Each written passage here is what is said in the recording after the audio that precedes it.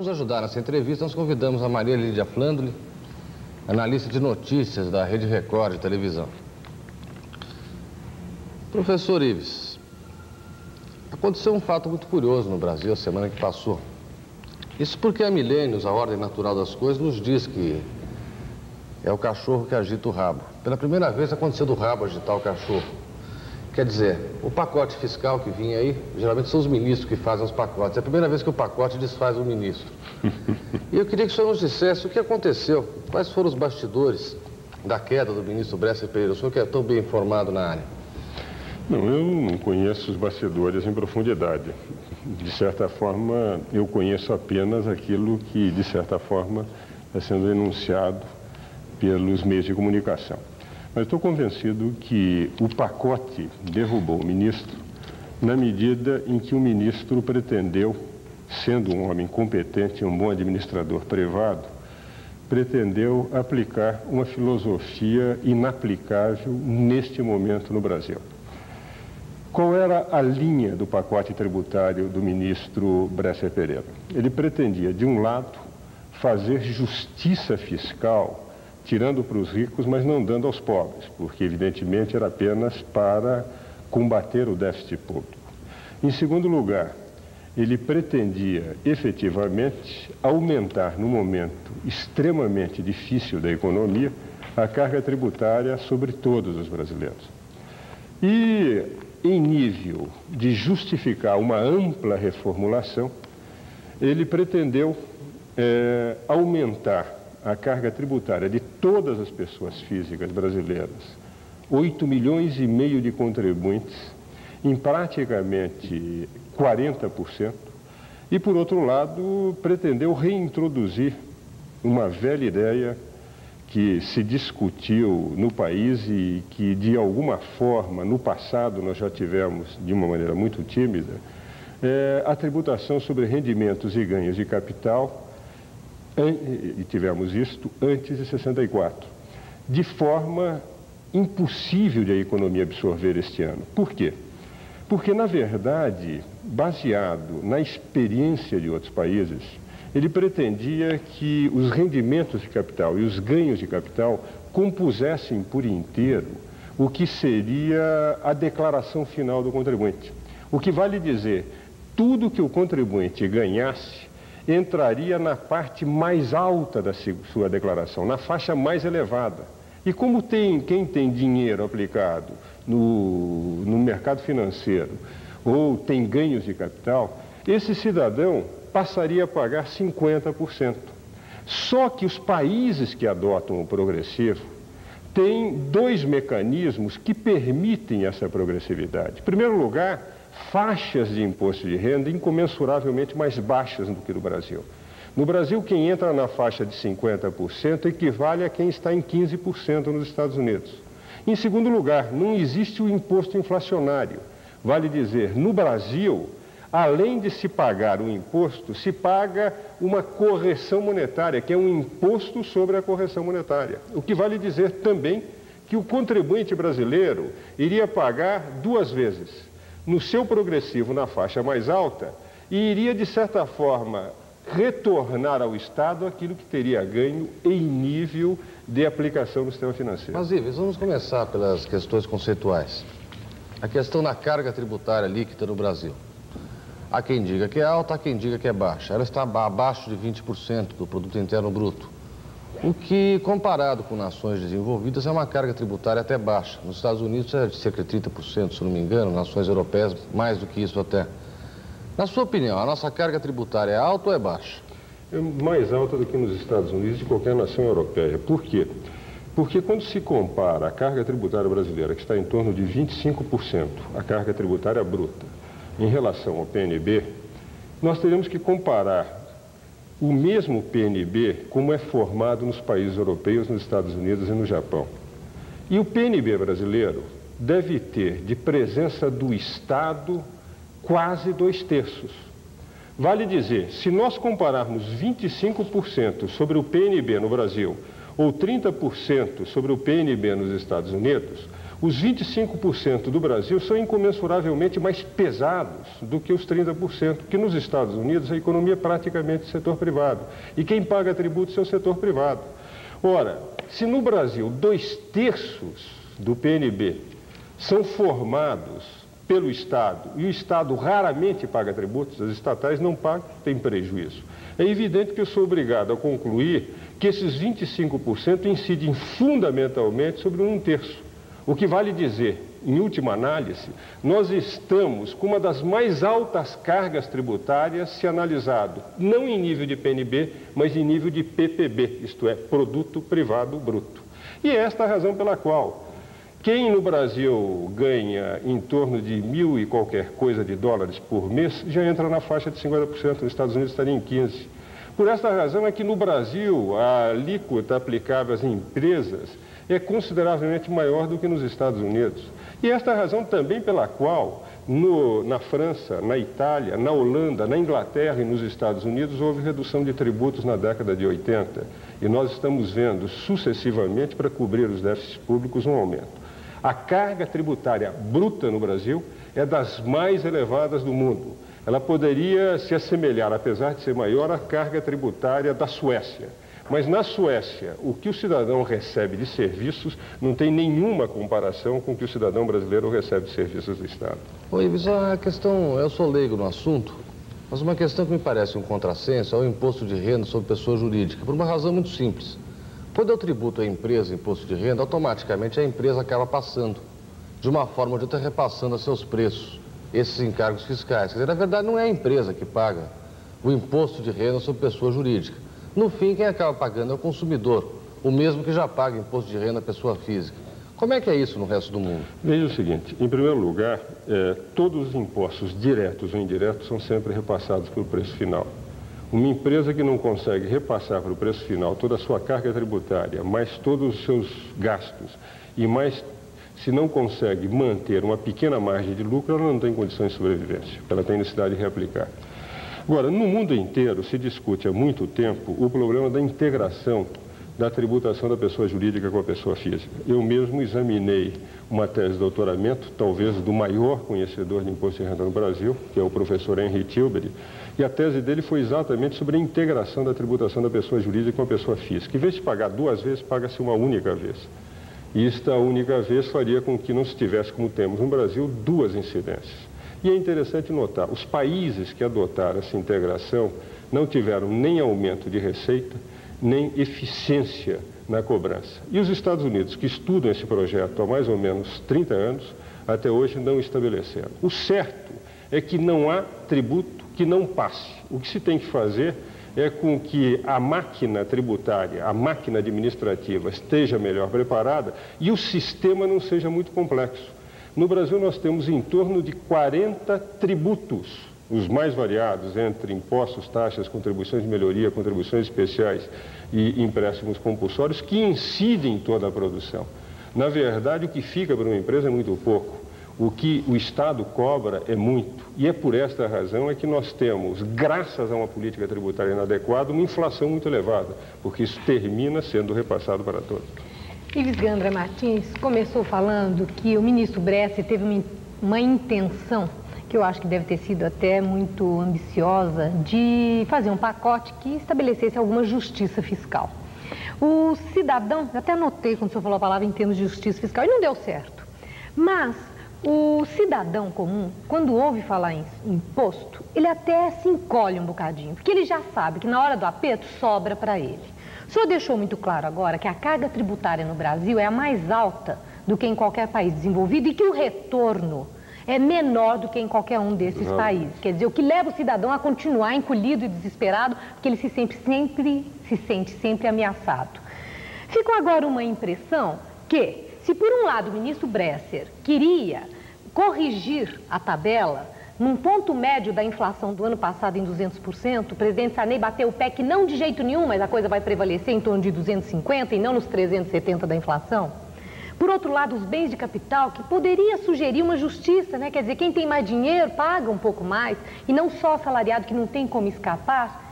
Ou mesmo o corte do déficit público, que o presidente também bateu o pé e ali não saiu agora. É impossível, do ponto de vista do tributarista, que eu pergunto, se estabelecer uma justiça fiscal no país? Sabe, será que dá para estabelecer? Começar por onde? Para que esse cidadão, que eu fico com a impressão, que vive encolhidinho, se sentindo sempre alvo, né, de todos esses pacotes, para que ele respirasse um pouco mais aliviado? Existe saída? Não, eu estou absolutamente convencido que existe, mas eu gostaria, Maria Lídia, aproveitando a sua colocação, que eu acho muito boa, em relação aos cortes, a tabela do ministro Bresser e a Justiça Fiscal, que evidentemente não se obteria com esse pacote, porque eu não posso ter a Justiça Fiscal tirando do setor para quem eu quero fazer Justiça Fiscal 450 bilhões de cruzados, como era a intenção do ministro Bresser Pereira. Mas em relação à tabela, não é verdade que a tabela teria que ser reajustada pelo ponto médio. Se eu pretendesse introduzir uma correção monetária, isso eu discuti longamente com autoridades cujo nome eu não gostaria de colocar nesse programa, no próprio dia em que o ministro levou o projeto para o presidente da República, não é verdade que se possa considerar que 200% é a inflação média, essa tabela deveria ser aplicada. Por quê?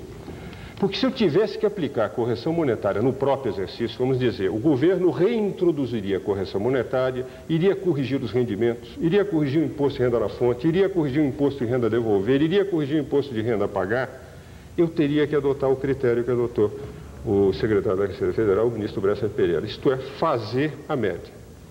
Mas quando se parte para a declaração de imposto de renda, eu não estou calculando a média dentro do exercício. Eu estou calculando 2 períodos determinados. O que é uma declaração de imposto de renda? Declaração de imposto de renda é o balanço do contribuinte. O contribuinte pega tudo que ele ganhou num ano, tudo que ele gastou e pode deduzir, chega a uma determinada renda que não é rendimento de cada mês, mas é a renda líquida, é o final desse balanço. Ora, o cidadão que ganhou em 86 100 mil cruzados e ganhou em 87 464 mil cruzados, em nível de renda líquida, que são o encontro de 2 balanços de um período inteiro, ele terá ganho a mesma coisa. O que vale dizer, na prática, esse cidadão, se não tiver a correção em 364%, vai passar a pagar a mais.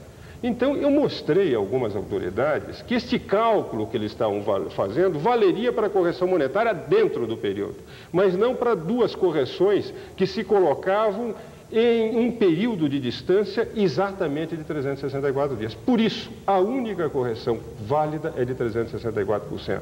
O presidente Sarney parece ter entendido o problema, pretendeu uma correção maior, ficou em 250%, sabe que está onerando 8 milhões e meio de contribuintes, só que estará onerando menos do que no projeto do ministro Bresser Pereira. Ô Ives, é questão curiosa, há anos e anos que eu ouço dizer que o imposto de renda no Brasil ele é extremamente injusto, porque ele taxa principalmente os assalariados, não entra nos ganhos de capital, etc. Agora, a reflexão que eu faço é que tudo isso não é em vão, quer dizer, não é à toa que é dessa forma.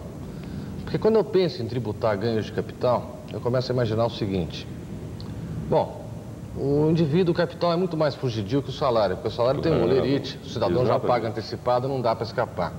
Agora, o capital é uma entidade fugidia, ele escapa rapidamente. Eu posso vender imóvel subfaturado, posso comprar subfaturado, posso fazer 1000 maneiras, tem 1000 maneiras de burlar o fisco. E na melhor das hipóteses, digamos que o governo criasse uma máquina perfeita para tributar o capital. Tão perfeita que nada escapasse da sua rede. O que aconteceria? Todo mundo pegaria suas aplicações e colocaria no dólar. Exatamente. O dinheiro simplesmente sumiria da economia. Então, apesar teoricamente, ser mais justo tributar capital, eu não vejo como fazer isso. Eu queria que você me dissesse a experiência no resto do mundo. Como é que é feito? Porque no Brasil eu não vejo alternativa. Eu vejo.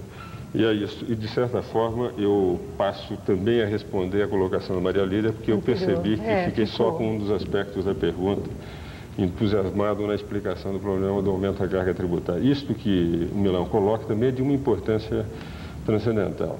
Nos diversos países, eles tributam os ganhos de capital e os rendimentos de capital, que são 2 coisas distintas. Qual é a diferença entre ganho e rendimento de capital? É a famosa teoria dos ingleses da árvore e dos frutos. Eles chamam teoria da árvore e dos frutos. Se eu vender a árvore com lucro, eu estou tendo um ganho de capital. Se eu conservar a árvore e vender os frutos, eu estou tendo um rendimento de capital. Se eu vendo uma casa com lucro, eu estou tendo um ganho de capital. Se eu alugar esta casa e mantiver a casa, o aluguel é um rendimento de capital. Esta noção deve ficar clara, porque muitas vezes o ministro não deixou muito claro e eu senti nos contribuintes uma dificuldade de compreender o que é rendimento e ganho de capital. Mas vamos partir. Como é que nos países se faz? Eles não tributam muito, porque é extremamente difícil manter os capitais. Eu cito um caso que me parece gráfico. Em 1979, eu fui convidado para fazer uma palestra em Nassau, nas Bahamas, num congresso internacional sobre planejamento tributário. E a minha palestra antecedeu a palestra de um professor inglês, o Michael Webster, e como ele assistiu à minha palestra, por uma questão de delicadeza, apesar de Nassau ser uma cidade extremamente aprazível, eu fiquei assistindo a palestra do Michael. E o Michael me dizia que como a Inglaterra, em 79, estava entrando definitivamente na Comunidade Econômica Europeia, eles tinham criado um imposto regressivo. A Inglaterra, que foi a origem do imposto de renda no mundo inteiro, para conservar os capitais na Inglaterra. Então, a empresa siderúrgica que chegasse a um determinado patamar, em vez de se continuar na progressão, se reduzia o imposto para evitar que essa empresa fosse para um país da Comunidade Econômica Europeia, onde a tributação era menor.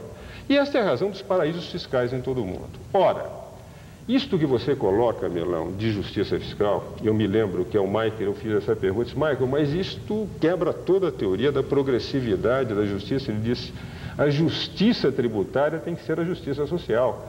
E para nós interessa conservar empregos na Inglaterra do que termos no papel uma justiça fiscal, mas não termos essa justiça na prática. Ora, pretender tributar ganhos de capital com alta inflação, fazendo com que o cidadão seja desestimulado a aplicar dinheiro no Brasil e parte para ouro, para dólar ou para fuga de capitais, é evidentemente ir contra a nação. Justiça fiscal se faz de que maneira? Fazendo com que esses recursos sejam levados a serem investidos no Brasil para gerar mais empregos, para gerar mais desenvolvimento, e dessa forma se faz justiça fiscal fazendo justiça social. E a prova inequívoca de que essa justiça que o ministro Bresser Pereira pretendia não era uma justiça que ele iria conseguir está no seguinte: nunca na história do Brasil o anúncio da queda de um ministro correspondeu à queda do dólar. Enquanto durante 3 semanas ele disse que ia fazer justiça fiscal, o dólar subiu no Brasil quando caía em todos os mercados do mundo.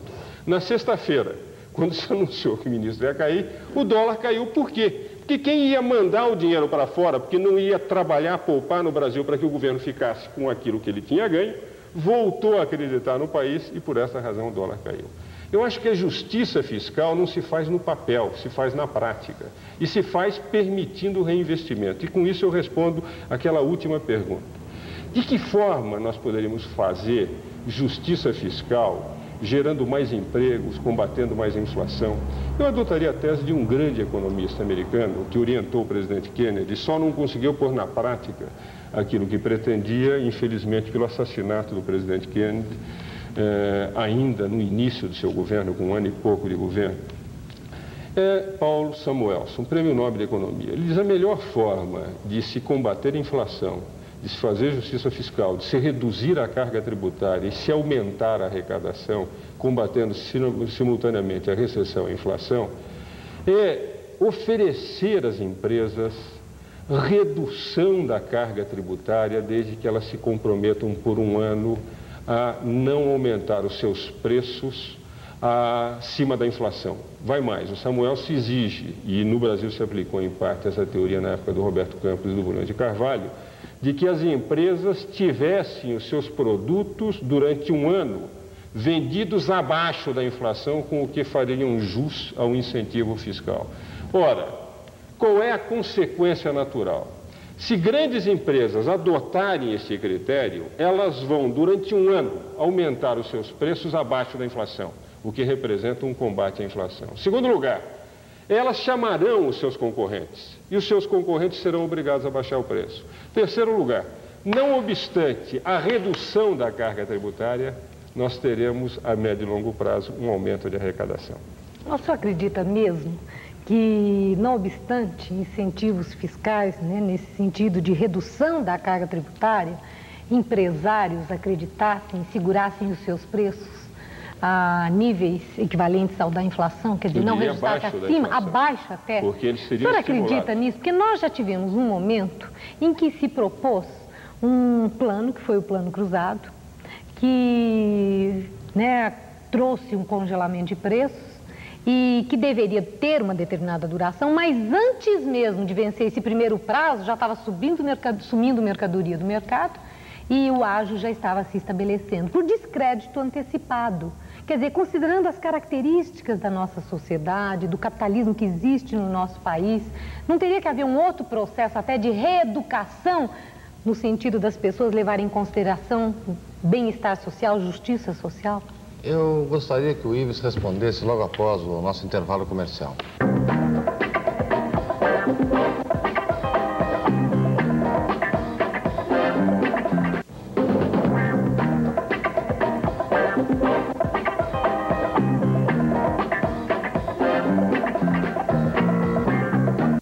Esse é o debate nacional pela Rede Record de televisão. Estamos entrevistando o professor Ives Gandra Martins, especialista em direito tributário, contando com a colaboração da Maria Lídia Flandre.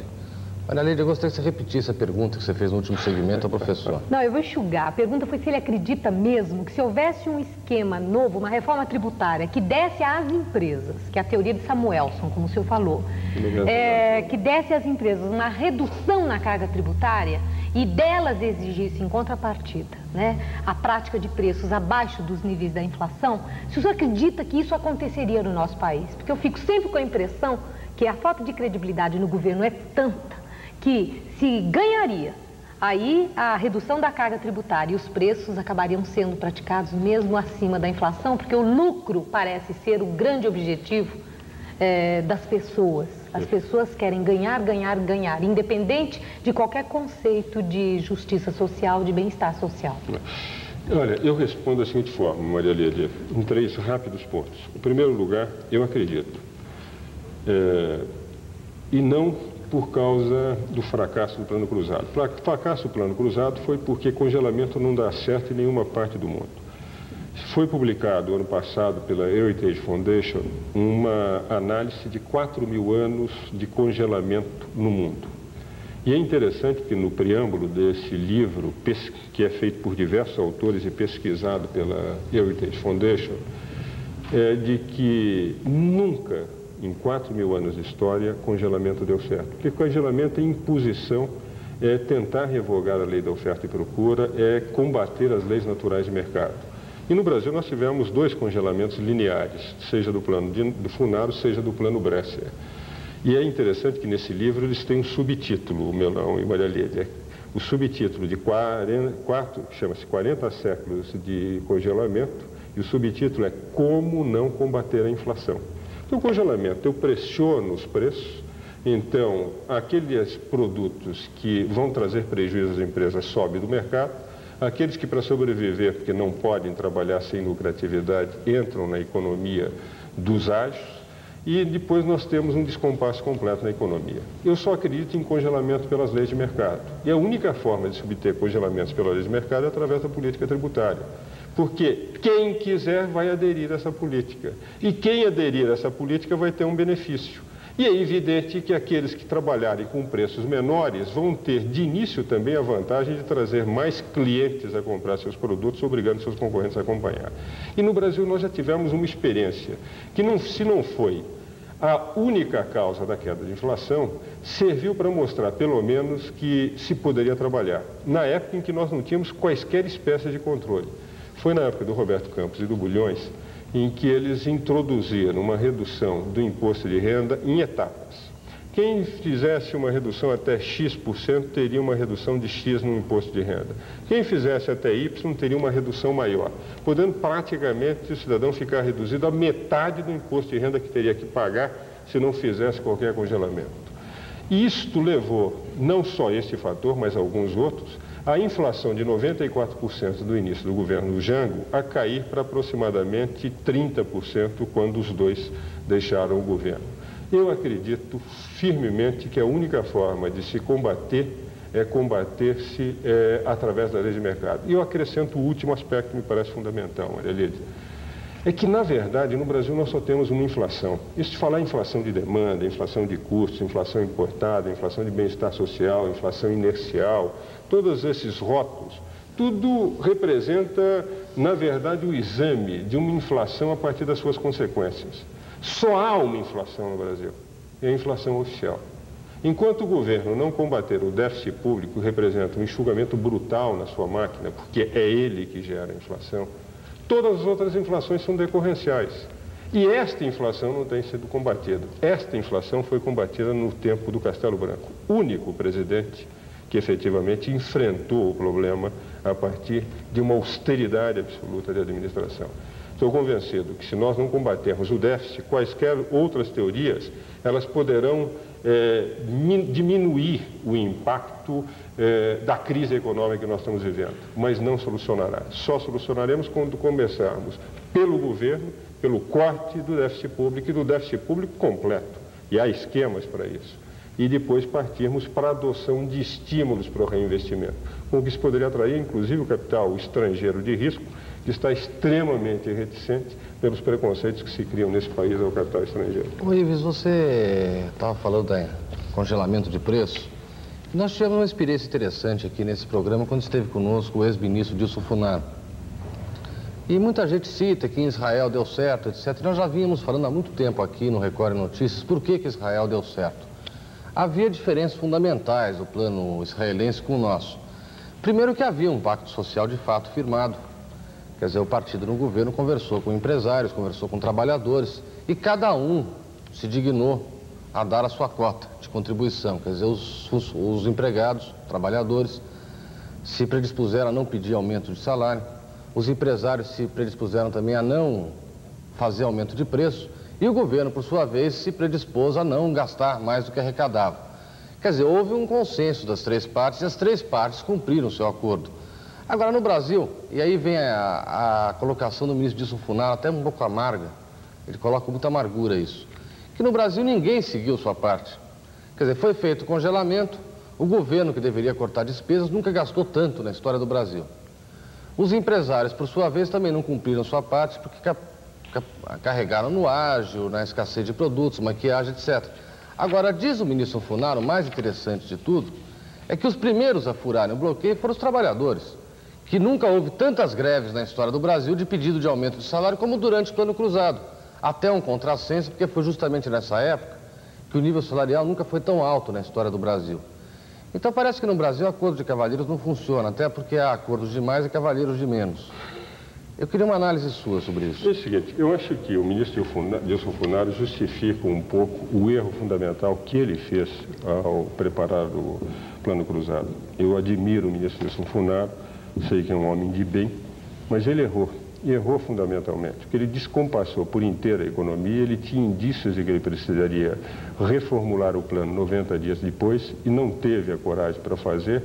E os gastos que o governo, que nunca gastou tanto como no período do ministro Dilson Funaro, poderiam ter sido cortados por ele, ou então ele deixaria o governo. Não tem sentido eu continuar num governo que adota política diametralmente oposta. E o governo tinha força política na época para fazer e tinha respaldo popular. Acresce-se um outro aspecto. O ministro Dilson Funaro quis dar um exemplo aos empresários brasileiros.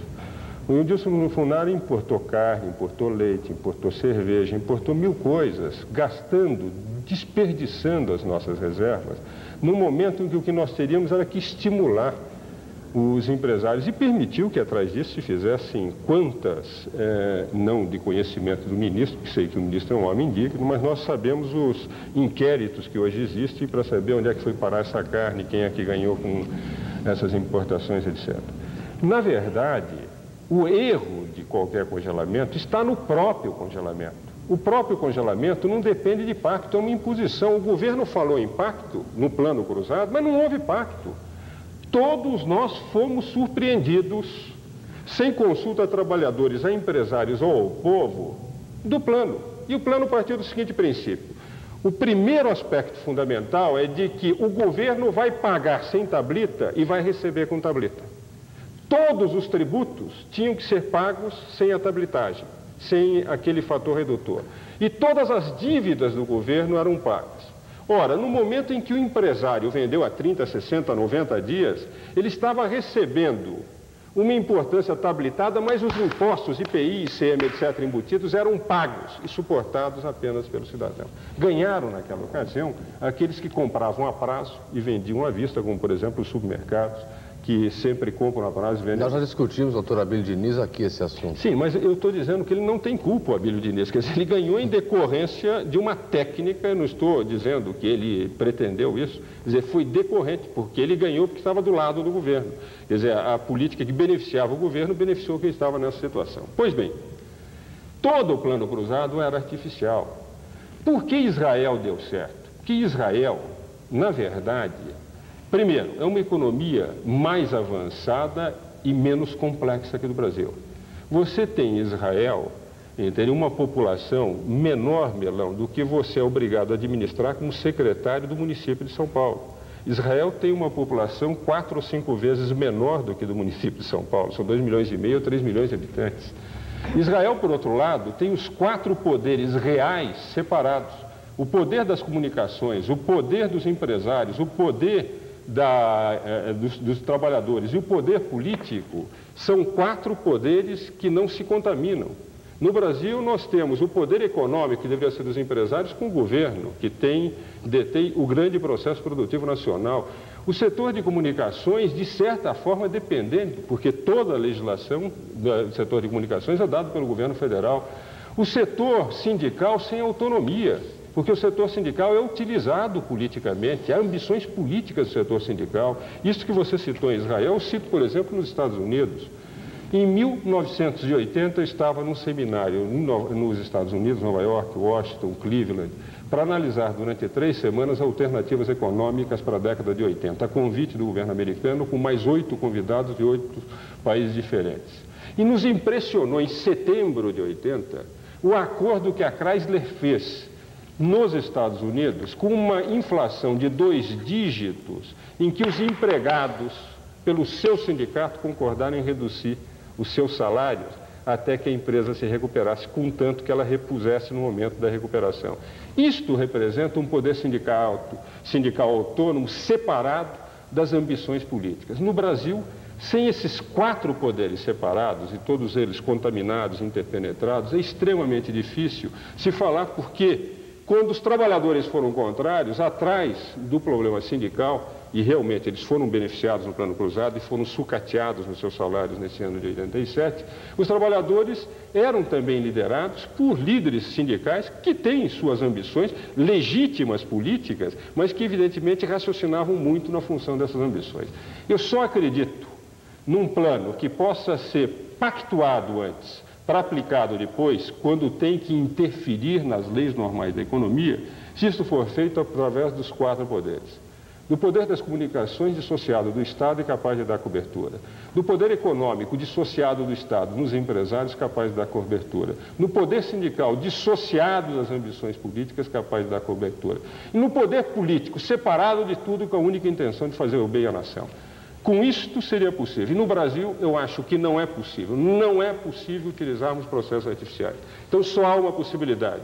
É estimular para que as leis de mercado possam ser conduzidas, carreadas, mediante políticas inteligentes. E nunca impor nada que termina trazendo, por essa inconfiabilidade a que fez menção Maria Lídia, trazendo sempre descompassos muito maiores do que as soluções pretendidas. Professor Ives Gandra Martins, eu fico assim sempre fascinada diante da pessoa que é especialista numa área, pela linearidade com que ela faz menção a todas as variáveis da sua especialidade. Mas, ao mesmo tempo, eu fico me perguntando, tudo isso aí, aplicado à sociedade, no seu processo dinâmico, com todos os vetores contrários que compõem esse mesmo processo. E aí é onde eu fico sempre com a impressão que falar é fácil e fazer é difícil, com todo o respeito.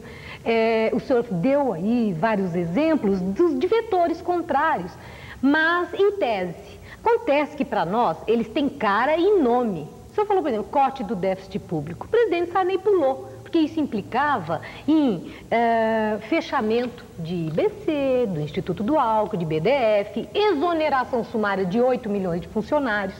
Isso é um problema político. 8 mil funcionários. Isso é um problema político grave, porque aqueles cidadãos estão lá por forças políticas que os colocaram, eles significam votos. Então, são os tais vetores que dificultam, né, a aplicação prática de uma tese perfeita. Então, sempre vai acontecer isso, não há saída. Essa dissociação entre a teoria e a prática é um fenômeno incontrolável entre nós. Eu acho a pergunta muito boa, e principalmente para um cidadão que não tem nenhuma vocação política como a minha, e que há 30 anos não faz senão exercer a cátedra universitária e a advocacia, que são meus dois grandes amores profissionais. Primeiros, únicos e últimos amores profissionais. Então, é muito fácil para quem não pretende nunca fazer carreira política, não tem a menor vocação política, ficar fazendo uma análise de cátedra da situação. Acho que a sua colocação é boa. Mas, eu tenho a sensação que mesmo na análise política que se tem que fazer, é perfeitamente possível enfrentar tais problemas. Esse problema de ter cara, de ter nome, eu cito o caso de, indiscutivelmente, a maior líder política depois da Segunda Guerra Mundial no mundo inteiro. Uma mulher que tem um mandato superior aos dos mandatos possíveis nos Estados Unidos, que é Margaret Thatcher. Se somarmos desde que ela está no poder, ela está há mais tempo do que qualquer presidente americano, depois daquela reforma constitucional que reduziu de 4 reeleições para uma apenas, está há mais tempo que qualquer presidente americano. Por quê? Porque ela teve coragem de enfrentar. Um problema desse não se enfrenta de um dia para o outro, mas um problema desse tem que ser enfrentado. Margaret Thatcher tinha esses mesmos problemas, tinha os seus acordos políticos, uma situação muito mais difícil, com o Partido Trabalhista com muito mais força na Inglaterra do que qualquer partido aqui no Brasil. Essa mulher tinha um déficit de subsídios anuais para as empresas estatais inglesas de 8 bilhões de dólares em 79, e ela fecha o ano de 87 com um déficit nas estatais, porque ela foi privatizando, de 700 milhões de dólares. Vale dizer, ela reduziu para 8% aquele déficit. Ela deu competitividade à economia inglesa. A economia inglesa pôde concorrer com as outras economias mais habilitadas na comunidade econômica europeia. E ela foi cortando. Ela teve que brigar com o sindicato dos mineiros, que era fundamental em pleno inverno, que necessita fundamentalmente, e ela teve vontade política e enfrentou. Esta mulher, que é indiscutivelmente uma líder autêntica, uma estadista, ela sabe perfeitamente que que o político tem que enfrentar todos esses vetores. E se tiver vocação política, ele consegue vencer.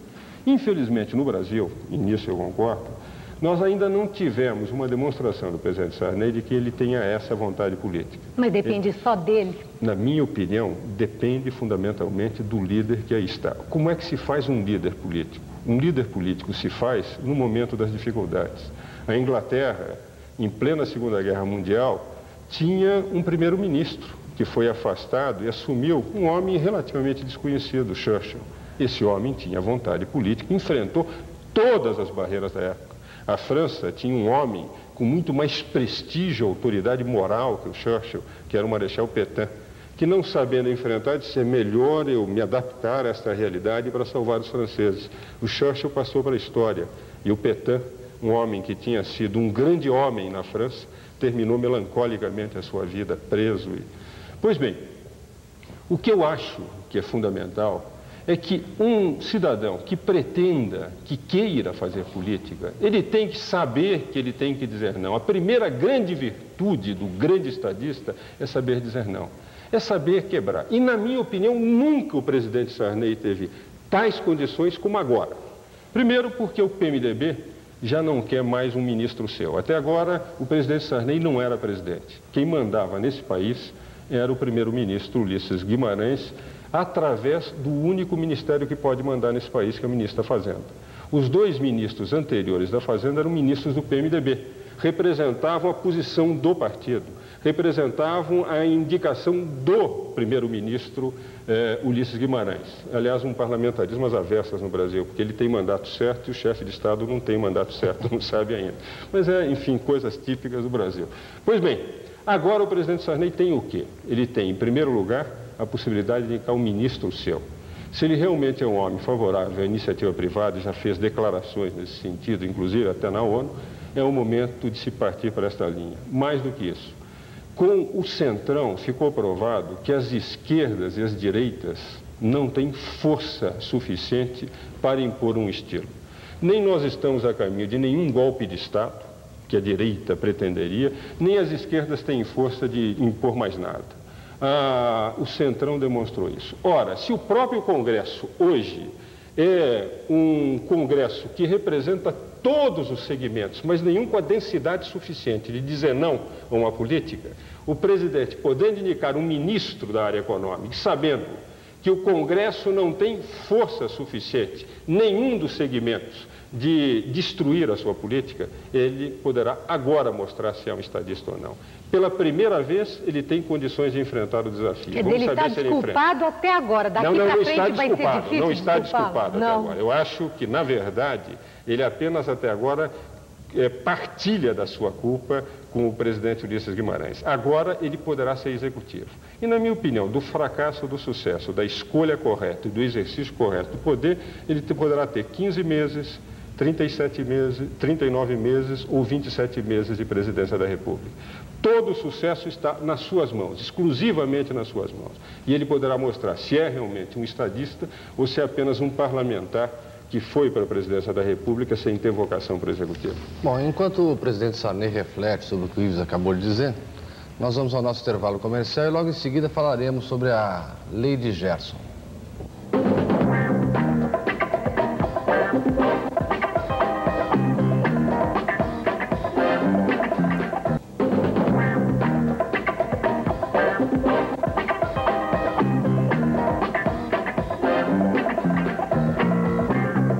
Este é o debate nacional pela Rede Record de Televisão e o nosso entrevistado de hoje é o professor Ives Gandra da Silva Martins, especialista em direito tributário e homem de visão do ano de 87. E nós prometemos falar um pouco sobre a Lei de Gerson. Eu gostaria de colocar, Ives, saindo um pouco da teoria jurídica e da teoria econômica, a questão da inflação brasileira. Porque um país que vive em inflação, notadamente, é um país que vive acima das suas possibilidades, ou seja, cada um dos setores da sociedade procura, de uma certa forma ou de outra, conseguir ganhos maiores e como o bolo não pode ser maior que suas fatias, surge a inflação. Quer dizer, o bolo infla, ele não cresce. E é interessante como no Brasil não há o espírito de comunidade, o espírito comunitário, de solidariedade, ou pelo menos aquela ideia que todo cidadão deveria ter incutida, de que eu perco um pouco agora para ganhar mais no futuro. Por exemplo, alguém comparou, no início do Plano Cruzado, que o Plano Cruzado era um estádio de futebol, onde todos estavam assistindo o jogo de pé. E de repente veio a autoridade e disse, olha, vamos sentar todos manterão o mesmo tipo de visão que tinham antes, só que de uma maneira muito mais confortável, todos sentados ao invés de em pé. E realmente todo mundo sentou naquele momento. Mas de repente a Lei de Gerson é justamente isso, o negócio é levar vantagem em tudo. De repente um cidadão acha, bom, todo mundo está sentado, se eu ficar em pé meu ângulo de visão aumenta bastante. E levanta. Daí o cidadão de trás fala, puxa vida, agora ele me atrapalhou, eu vou levantar também para poder enxergar o jogo melhor. E o outro vai levantando, e passa 6 meses, estão todos de pé novamente, com o mesmo ângulo de visão que tinham antes quando estavam sentados, só que numa situação muito mais incômoda. Eu acho que a inflação vai um pouco por aí também. E aí quando eu falo todos são oportunistas no caso, isso inclui trabalhadores, inclui empresários, mas inclui principalmente o próprio governo, que também age dessa forma. Quer dizer, parece que falta um pouco esse espírito de comunidade, esse espírito de solidariedade, das pessoas pensarem em conjunto. Podemos nos sacrificar um pouco agora para ganhar mais no futuro. Eu acho que realmente, desde que esses anúncios do Gerson levaram a ideia de que todo mundo tem que levar vantagem em tudo, nós perdemos aquilo que é o espírito da comunidade. Eu acho que isto foi, apesar de ser São Paulino e dever ao Gerson alguma das grandes alegrias que eu tive no futebol, que foi deletéria esta propaganda, porque... Aliás, voltou, está no ar de novo. Deletéria porque efetivamente diz algo que vai contra o amor à pátria, o amor à solidariedade, à fraternidade. Agora, estou convencido também que nada funciona se o governo não der o exemplo. Porque numa casa, numa família, se o pai ou a mãe não dão exemplo, como é que os filhos podem ser bem educados. Num país em que o governo não dá exemplo, não se disciplina, parte para desperdícios notórios, é evidente que todo mundo não pode confiar, porque, na verdade, o povo funciona como uma espécie, na linguagem caboclo, de boi de tranco. Aquele boi que não está na primeira fileira, está na segunda fileira, ele não conduz o carro, mas é obrigado a aguentar o carro nas suas costas. O povo é uma espécie de boi de tranco, não é ele que faz a política, não é ele que comanda. Inclusive, nós vivemos sob o regime de decretos-leis desde que se começou o Plano Cruzado e a partir daquilo. Agora, é evidente que também temos que compreender que são as leis de mercado e por que existe inflação no país. A inflação no país, como eu sempre digo, é oficial. Ninguém pode gastar mais do que recebe sem fazer com que esta diferença venha a incidir sobre todo mundo. O problema inflacionário é um problema de pouco conhecimento dos mecanismos da moeda e do crédito e, ao mesmo tempo, de falta de austeridade orçamentária. No Brasil, sempre se teve a noção no governo de que o setor privado tinha uma elasticidade infinita e que o governo poderia fazer qualquer espécie de desperdício que a elasticidade infinita do setor privado, empresários e empregados, daria para suportar, pagando em nível de tributos e juros o que o governo precisava e, de outro lado, também, entende, podendo progredir. Acontece que o setor privado, quanto menor ficou sendo o seu espaço, menos elasticidade passou a ter. E quando nós passamos a ter um Estado empresário superior ao setor privado empresário, nós passamos para um descompasso completo. O orçamento das estatais no Brasil hoje representa 3 vezes o orçamento fiscal. E nós sabemos que o grosso das estatais dá prejuízo. O que vale dizer, nós estamos dentro de um sistema em que a inflação é fundamentalmente governamental. E o povo, evidentemente, se protege. Na Itália, e Maria Lídia, se me permite, é o velho hábito do professor de pegar sempre os exemplos para tentar trazer esses exemplos como ilustrativos. Na Itália, no fim da década de 70, quando a carga tributária estava em plena ascensão, o que aconteceu? Se criou uma economia informal tão poderosa que se calculava que 40% da economia italiana era informal. O que é economia informal? Economia informal é aquela economia da sonegação, do cidadão que vive porque não paga tributo. Isso é uma forma sofisticada de chamar a economia da sonegação. A carga tributária é elevada, o cidadão se defende na lei de que eu vou levar vantagem, eu não vou ser prejudicado não pagando tributos. Daí eles entraram com a lei das microempresas, facilitaram, reduziram o controle sobre os grandes conglomerados, facilitaram o sistema de administração e de fiscalização e, por outro lado, também permitiram um controle maior e permitiram que essas empresas, na clandestinidade, voltassem à luz da economia. No Brasil, o que acontece? Esta inflação vai provocando essa falta de espírito. Esta inflação vai gerando a certeza de que o governo recebe, desperdiça o dinheiro e que o povo sabe melhor fazer com o que ganhou do que o governo que lhe tira aquilo que ele ganhou legitimamente. E essa é a razão pela qual também eu sempre disse que há um momento, e nisso eu adoto a teoria de Laffer, peço perdão novamente por a citação de mais um, de um economista que dizia que há um momento em que a carga tributária elevada, ela provoca uma queda de arrecadação, porque ela ultrapassa o limite de suporte. Né? Exatamente. Dentro desta linha, enquanto o governo não der exemplo, enquanto nós não enxugarmos esse déficit público, enquanto o presidente não tiver coragem de começar a dizer não a todos os apadrinhados políticos, a todas as empresas inúteis, em pensar que ele é presidente do Brasil e não dos políticos, eu acho que dificilmente nós poderemos fazer com que o povo, empresários, empregados, profissionais liberais, venham a seguir o exemplo. Eles vão se defender, o que em matéria econômica é perfeito, que é a lei natural da economia, cada um proteger o que ganhou. Você fez já várias citações, vou fazer uma também. Hoje é dia.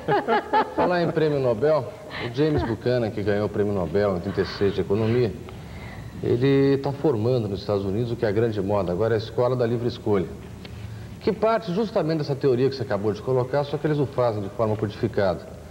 Que, na verdade, não existe carga tributária alta, baixa, justa ou injusta.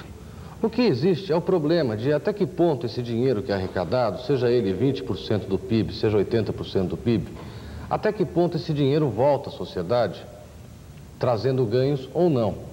Quer dizer, é o custo de oportunidade desse dinheiro. O que nós podemos fazer com esse dinheiro? Deixá-lo na mão da iniciativa privada ou passamos para o governo? E justamente a grande questão não é só brasileira, é internacional, é que o governo tem sido um péssimo gestor de recursos. Exatamente. Quer dizer, no momento que ele drena recursos de um lado para aplicar em prol da sociedade do outro, uma boa parte da atenção, quer dizer, começa com 10 mil watts aqui e termina com 1000 watts ali. Todo esse recurso é desperdiçado no meio do caminho e não volta à sociedade de fato. Por essa razão que a Escola da Livre Escolha defende a privatização geral de tudo e deixar o Estado com uma função meramente regulamentativa da economia. Por quê? Porque está provado já historicamente, através dos séculos, que o governo, como administrador de recursos, é péssimo. Exatamente. Quer dizer, ele arrecada 100 cruzados de um lado, mas não devolve 100 cruzados do outro. Devolve 30, 40, o resto é perdido, é diluído no meio do caminho. É por essa tese que você coloca? É, por essa, embora é interessante, em 1970 eu defendi uma tese na USP, ainda em nível do primeiro grau de especialização, de pós-graduação de especialização, livro esse que vai ser publicado, prefaciado até pelo Roberto Campos, chamado Despesas de Segurança Nacional e Desenvolvimento Econômico, Teoria do Limite Crítico. E metade do meu livro é uma análise de toda a obra do Buchanan até aquela época, fundamentalmente suas finanças públicas. E eu contestava muito das teses do Buchanan, porque o Buchanan ficou muito no aspecto teórico e não entrava em analisar alguns problemas típicos da economia americana. Eu mostrava, por exemplo, que não obstante as despesas militares americanas representarem um ônus na época de quase 10% do PNB americano, os benefícios indiretos que isso estava trazendo para todo mundo, apesar da origem espúria das despesas militares, essa era um benefício notável. O sistema de televisão. Todos nós temos hoje um sistema que permite assistir qualquer programa em qualquer parte do mundo graças à necessidade da Rússia e dos Estados Unidos se espionarem. Porque se eles não tivessem a necessidade de se espionarem, nós nunca teríamos passado para a sociedade a custo mais reduzido aquilo que eles fizeram como uma espécie de segurança nacional. E fiz uma série de análises e mostrava que a teoria do Buchanan de pretender que nunca as despesas militares são despesas que repercutem favoravelmente era uma tese incorreta. Porque ele pretendia já naquela época, nesse livro Finanças Públicas, um tratado notável sobre despesas, ele já pretendia que o governo tivesse uma participação menor no que eu concordava, mas não pelos métodos que ele pretendia. O que me parece, de entretanto, positivo nesta colocação é saber quais são as finalidades do Estado. O que o cidadão espera do Estado? Na minha opinião, o cidadão deve esperar do Estado que o Estado lhe dê segurança pública. De você, Maria Lídia, poder ter sua casa não assaltada. Que tenha administração de justiça o mais célere possível, sem que a celeridade tire segurança da justiça. Que tenha serviços razoáveis, como existe na Suécia, de saúde, de educação, de previdência e assistência social. É isto que o cidadão espera do Estado. E que, evidentemente, tenha linhas que permitam a não existência de abuso do poder econômico. Mas não espera o cidadão que o Estado vá ser empresário. A criatividade empresarial pertence ao cidadão. Ora, quando o Estado faz o que deve fazer, como acontece nos Estados Unidos, como acontece, inclusive, nos países em que a carga tributária é elevada, mas eles também retornam em serviços, o Estado está cumprindo a sua missão e deixando a liberdade empresarial para que a liberdade empresarial vá gerando empregos, desenvolvimento e a lucratividade vai permitindo a criação de novos mercados.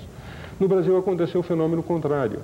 Nós passamos a ter o Estado não dando segurança pública, tendo um sistema de justiça ruim, não por causa dos homens, porque é impressionante o nível dos nossos magistrados. De longe, o Poder Judiciário é o poder composto pelos melhores homens dessa nação, mas sem recurso. 1,5% do orçamento federal vai para todo o sistema do Poder Judiciário. O que vale dizer que o cidadão não pode ter justiça porque a justiça não tem recurso.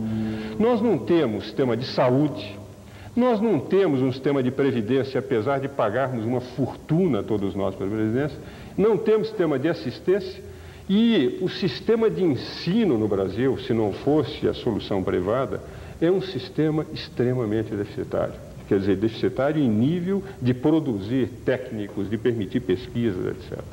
Ora, Por quê? Porque o Estado gasta o grosso em ser empresário. E como empresário, o seu produto é sempre inferior ao produto da iniciativa privada. Muitas vezes, mas há certos setores onde o Estado está produzindo bem. Eu digo que não. Porque onde o governo tem um monopólio, eu não tenho padrão de aferição. E onde o governo está numa intervenção concorrencial, como por exemplo no setor siderúrgico, me parece que age pessimamente. Porque não é compreensível que as siderúrgicas oficiais sempre deem prejuízo e as siderúrgicas privadas sempre deem lucro. Na verdade, eles concorrem com o mesmo produto. Então, me parece, o Melão e Maria Lídia, que, na verdade, essa definição das funções do Estado, o cidadão tem que esperar do Estado o que o Estado pode dar. E esta é a razão pela qual também, em nível de Constituição, eu sempre entendo que a Constituição deve ter duas vertentes.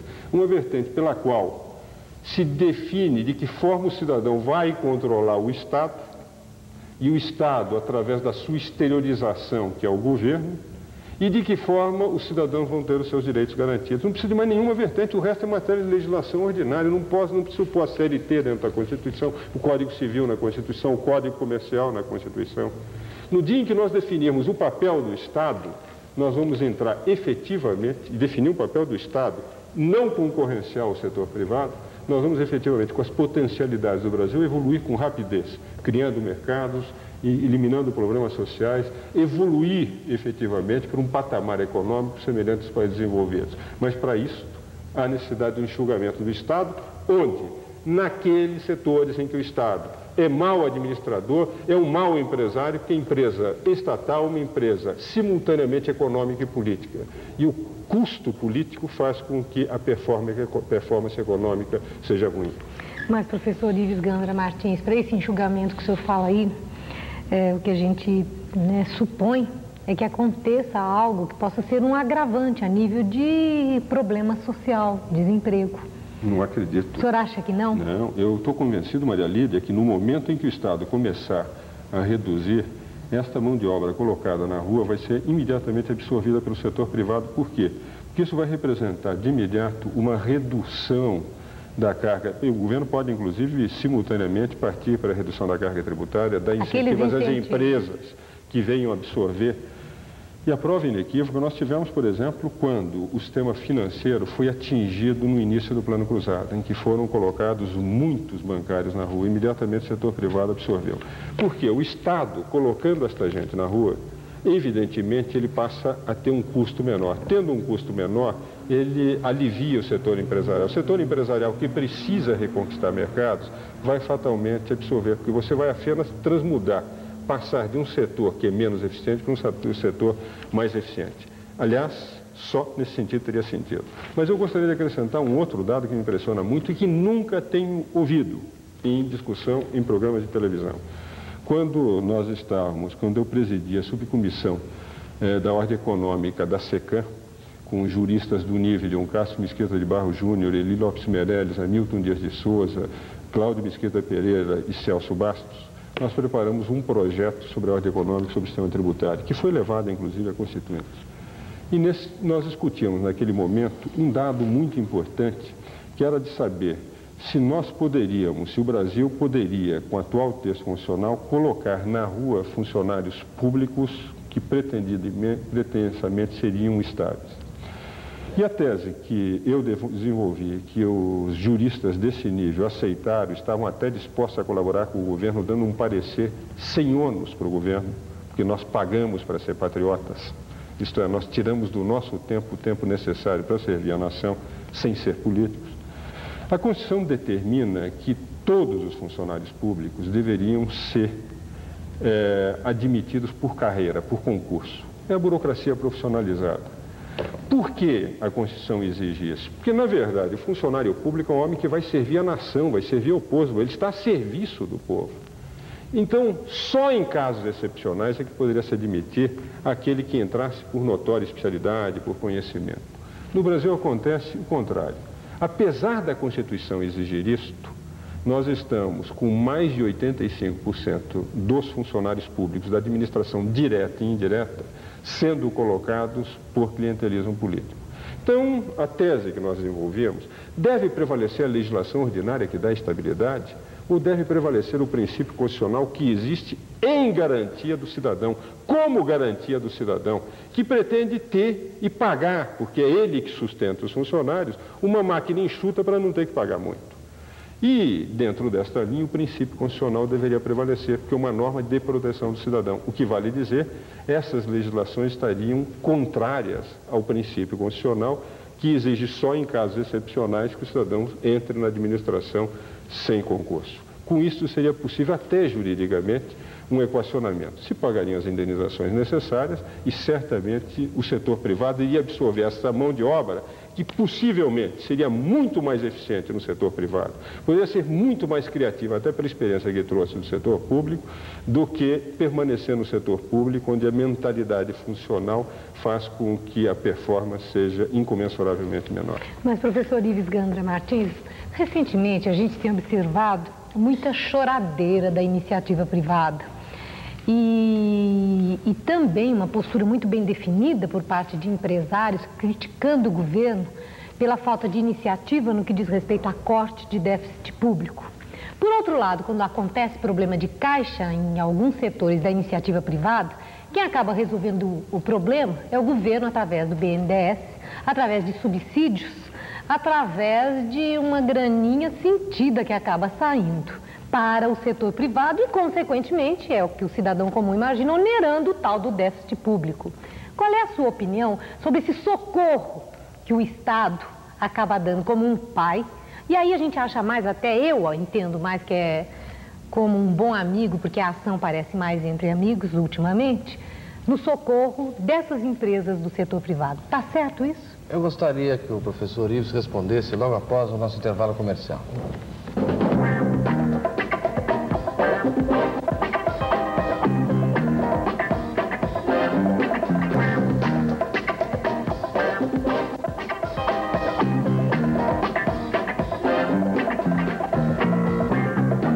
Este é o Debate Nacional pela Rede Record de Televisão, tendo como convidado especial o professor Ives Gandra Martins, especialista em Direito Tributário e homem de visão do ano de 87. Eu gostaria que a Maria Lídia repetisse a pergunta do último segmento. Professor Ives Gandra, eu observei nesses últimos tempos que o empresariado assumiu uma postura sistemática de crítica ao governo no que diz respeito ao inchaço da máquina do Estado e ao déficit público, que acaba não sendo cortado, ao contrário, onerado. Mas, por outro lado, embora com todas essas críticas, uma boa parte do empresariado, na hora que tem problema de caixa, principalmente os muito bem relacionados, conseguem, desse mesmo governo criticado, subsídios para os seus problemas e, consequentemente, aumentam o déficit público. Eu quero a sua opinião sobre esses favores do Estado em relação a esses chorosos empresários. Em nível de concepção pessoal, eu sou sempre contrário a subsídios. Eu acho que o Estado deve garantir os preços das leis naturais do mercado e não dar subsídios, porque os subsídios é uma forma indireta de se pretender beneficiar o povo através de preços menores, mas ao mesmo tempo toda a comunidade tendo que pagar. Então pagam todos para que alguns se beneficiem. Então, na sua colocação, o primeiro aspecto é que teria que se fazer uma profunda revisão da política de subsídios e nós deveríamos partir não para os subsídios administrados, porque são aqueles em que se dão para os órgãos governamentais os recursos para que os órgãos governamentais passem para os diversos setores. Não é o caso, por exemplo, da proposta de incentivos que eu fazia do imposto de renda, em que é administrado pelo próprio setor privado. Aumentou abaixo da inflação, tem direito ao benefício. Não aumentou, não pode. Então é de alta aplicação, sem órgãos maiores do que a própria Receita Federal. Então a política de subsídios no Brasil tem sido uma política de contaminação, porque inclusive faz com que recebam subsídios aqueles que estão mais ligados aos órgãos, ao poder. Eu sempre digo, quando o Estado se transforma em empresário, é como uma maçã podre que termina atingindo uma maçã boa. Ela consegue passar, ela contamina. E o outro aspecto que é o segundo aspecto, então por isso eu sou contrário, e nesse particular é interessante, em diversas entrevistas que eu dei, quando o ministro Bresser Pereira dizia, para fazer justiça ao ministro Bresser Pereira, até porque é meu amigo particular e eu admiro como bom administrador privado que foi, embora nunca concordei com as teses acadêmicas, o que é perfeitamente compreensível em matéria acadêmica. E eu gostaria de colocar, nisto eu sempre elogiei o ministro Bresser Pereira. Nós teríamos que reduzir sensivelmente a política de subsídios e de incentivos fiscais administrados, porque a carga tributária bruta fica reduzida a uma carga líquida. Todos pagam e poucos se beneficiam. Na segunda parte, é evidente que é uma consequência dessa contaminação, porque nesta sequência nós temos o Estado empresário interferindo, muitas vezes descompassando a economia e partindo para corrigir os descompassos que faz através de uma socialização de prejuízo. Por isso é que eu sou sempre contrário a uma intervenção grande do Estado, porque obriga a empresa a ser competitiva. Se ela for bem sucessiva, ela tem o que ela realmente buscou, que é o lucro. Nada mais legítimo, mais justo do que uma empresa bem administrada ter lucro. E se foi mal administrada, a empresa tem que, evidente, pagar o custo da iniciativa privada. Porque o Estado, o prejuízo é pago pelo cidadão, porque a empresa não é fechada. A empresa privada que vai mal, ela tem que ter o seu ônus, que corresponde no prejuízo, ou suportar o prejuízo, ou ter que partir para um processo concordatário, etc. Mas eu tenho a sensação que isto nós só mudaremos em nível de mentalidade no momento exato em que o Estado sair da sua intervenção econômica, fazendo com que, não descompassando a economia, não provocando esses desajustes, termine obrigando o empresário a poder buscar o preço, mas ao mesmo tempo a ter que suportar o prejuízo se não conseguiu administrar corretamente dentro de uma livre economia de mercado, e não numa economia manietada como essa que ainda hoje nós temos no Brasil. Bom, como dizia o ex-presidente Castelo Branco, a respeito de subsídio, dizia o seguinte: quando a empresa é bem administrada, ela não precisa de subsídio. Quando ela é mal administrada, ela não merece subsídio. Eu acho excelente. Então, na verdade, não há razão. A não ser em alguns setores específicos, durante uma fase incipiente de industrialização, seria necessário se colocar algum tipo de ajuda ou de amparo. Agora, parece que o problema no Brasil é que essas coisas se perpetuam. Quer dizer, o cidadão se vicia naquela cocaína na base do subsídio e nunca mais consegue sair dele. Mas eu queria lembrar, Maria Lídia, para ressalvar a honra dos empresários, é que são poucos os que recorrem de fato a isso. São os bem relacionados. A grande maioria do empresariado nacional, e eu vou do sapateiro até os grandes industriais, de certa forma, não participa desse tipo de coisa. Existem alguns setores que têm um bom relacionamento político, têm trânsito a nível de BNDES, a nível de governo, e eu fiz a ressalva. Que conseguem, mas não é o empresariado como um todo. A grande maioria nunca contou com ajuda nenhuma do governo, essa que é a grande verdade. Ao contrário, ajudou o governo e não recebeu ajuda. Eu também estou plenamente de acordo, Melão, porque você pega o microempresário, o pequeno empresário, o médio empresário, não tem sequer acesso a essas fontes. Eles vivem efetivamente com seus próprios recursos, procurando solucionar como pode. E os grandes empresários, nós temos que o grosso dos grandes empresários, evidentemente, eles procuram enfrentar como pode. Mas eu gostaria de deixar claro também um aspecto, Maria Lídia, é que nós tivemos uma economia completamente descompassada graças ao governo federal desde o Plano Cruzado. O Plano Cruzado, o mal que fez essa nação, só os historiadores econômicos daqui 20 ou 30 anos poderão dimensionar. Quem teve sensibilidade desde o início e desde a primeira ou segunda semana, eu atacava o Plano Cruzado, mostrando que não poderia dar certo. Você não pode fazer um plano cruzado em que diz que a principal causa vai ficar fora dessa luta e a luta para a estabilização de preços tem que ficar só suportada por 1/3 da economia, que era o segmento privado. É evidente que isso trouxe um profundo descompasso. Hoje nós estamos com um sucateamento do parque empresarial brasileiro, nós estamos perdendo competitividade internacional. Com críticas que eu fiz nesse meu livro O Poder ao ministro Delfim Neto, eu, entretanto, reconheço que no fim do governo ele conseguiu algumas coisas, ele conseguiu sentar sobre a inflação, ele conseguiu manter reservas elevadas no comércio internacional, já dá um início de retomada de investimentos e o Brasil terminou com competitividade internacional, tendo ele feito alguns erros monumentais entre 79 e 80. O que aconteceu? Esses 2 anos de Nova República, ou quase 3 anos de Nova República, nós tivemos, ao contrário, um descompasso tão grande na economia, mas tão grande na economia, que até que isto possa ser reorientado para a economia poder continuar a produzir em nível de competitividade internacional que tinha em 85, nós vamos levar alguns meses ou 1 ou 2 anos se não adotarmos já medidas corretivas. E é evidente que no descompasso começam a aparecer aqueles que têm dificuldade de sobreviver dentro de uma linha dessas. Professor Ives Gandra Martins. Última pergunta, Maria Lídia. São tantas, né? Tem um professor no sofá aqui do nosso lado, vamos perguntando. Mas é o seguinte... A vantagem desse programa, Maria Lídia, é que eu apresento as minhas opiniões e recebo duas opiniões de alto nível, como de vocês dois, permitindo assim uma grande ponderação sobre todos esses aspectos. Mas tem uma pendência aí que, inclusive, já sabemos, né, da sua posição sobre aquele compulsório em cima dos combustíveis, né, que chamaram de compulsório, e sobre também aquilo que, não sei se é confisco, né, sobre as passagens aéreas, os voos internacionais e os tais $1.000 permitidos para viajar. Como é que fica essa situação? Se do ponto de vista da lei o senhor havia argumentado a inconstitucionalidade logo no momento que isso foi baixado e ficou tudo por isso mesmo. Então, lei nós temos muitas no papel e fica tudo naquela base do prossegue e nenhum cidadão tem a condição de uma atitude. Existem liminares contra esse imposto da viagem, mas ficaram só nas liminares. A gente não tem uma decisão conclusiva. Como é que o senhor vê tudo isso? Vai acabar com um novo pacote?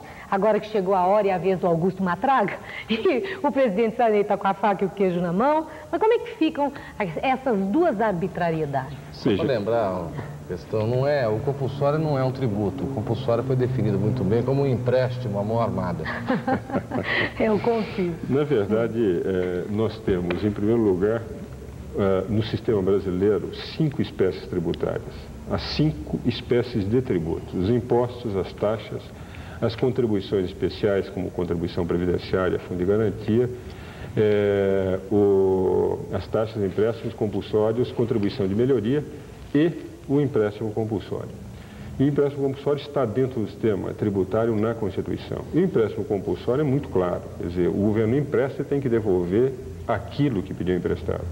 Quando, em julho do ano passado, aliás, fiz um programa com você exatamente no mesmo dia, entende? Saiu o empréstimo compulsório e disse que isso era um verdadeiro crime, porque não era empréstimo, porque eu estava dando dinheiro e o governo ia me dar um papel que ele mesmo não resgatava. Então, na prática, eu trocava dinheiro bom por um papel irresgatável. Só para ilustrar eles, na época o FND era o nome, e o povo traduziu como Funaro não devolve. Eu nem sabia, mas está muito bem colocado.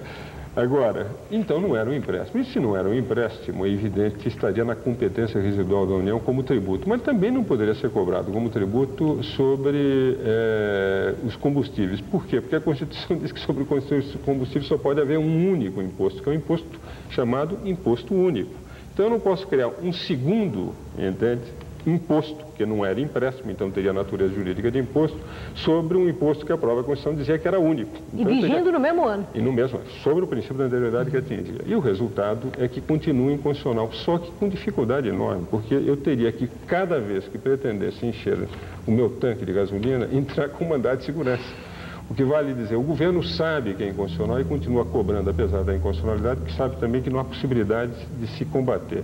E a única fórmula seria encaminhar uma representação, uma arguição de inconstitucionalidade pela Procuradoria-Geral da República, coisa que ainda hoje o Procurador-Geral da República não fez. Sobre as passagens, isso é pior ainda, porque nas passagens o que acontece é que não tem sequer a natureza jurídica de tributos, porque havia inclusive inexistência de fato gerador concretizado, permitido pela Constituição. E a prova inequívoca está que hoje a Justiça Federal de todos os estados do Brasil, diariamente há filas de mandado de segurança. Me dizia outro dia, conversava com um juiz federal que ficou de plantão a semana inteira, aliás, um dos belos magistrados, o Dr. Simval Antunes de Souza, e ele me dizia, isso parece um mercado. Porque de plantão, nesse período, ele era o único a poder despachar. Então faziam filas, porque todo mundo vai viajar, e tendo que viajar, evidentemente, precisa impetrar mandado de segurança. Nós deixamos de poder fazer justiça, porque o governo não vai receber esse dinheiro e, ao mesmo tempo, está entulhando a justiça com processos, atrasando a administração de justiça em relação a todos os outros processos. O que eu acho que eles deveriam fazer é imediatamente eliminar o empréstimo sobre as passagens, porque eles não estão recebendo. E empréstimo sobre os combustíveis, porque é inconstitucional. Bom, com isso nós encerramos o nosso debate nacional de hoje. E só lembrar, em matéria de tributação, a parábola mais inteligente que eu já ouvi é a do morcego previdente. A parábola do morcego diz o seguinte: Diz que o morcego prudente tem que tirar do boi todos os dias um volume de sangue suficiente para a sua alimentação morcego e também que seja em número mínimo possível para que o boi possa recompor as energias até a sugada do dia seguinte. Se o morcego é previdente, ele vai durar 100 anos, 1000 anos dessa forma. Agora, se ele é guloso demais, ele tira mais sangue do boi do que o boi é capaz de repor, o boi entra em inanição, morre e em seguida morre o morcego. Parece que o Estado brasileiro tem sido um morcego guloso. Boa noite.